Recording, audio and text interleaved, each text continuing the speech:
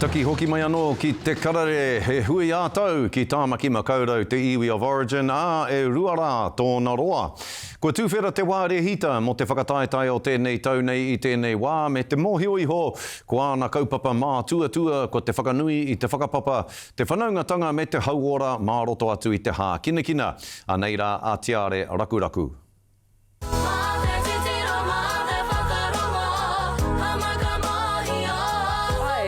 Matua o tēnei rā, he whakanui I te whakapapa Māori, he whakamana I tō tātou reo Māori, reo rangatira, te whakawhanaungatanga me ngā whānau, hapu, iwi, kura, me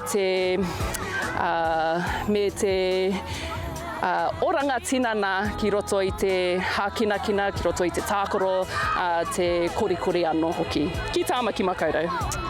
My favourite thing about this kaupapa is seeing everyone here, us being here, te kuratau mā tātua, sharing our kimu urutomo.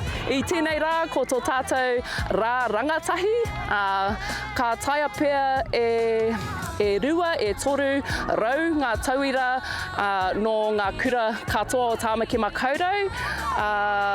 He tino pai, tino rawe ki te ngā tauira ki te whakataetai kiorahi, ki te whakataetai urutomo, me te whakaharatau, te kēmu hopu ariki.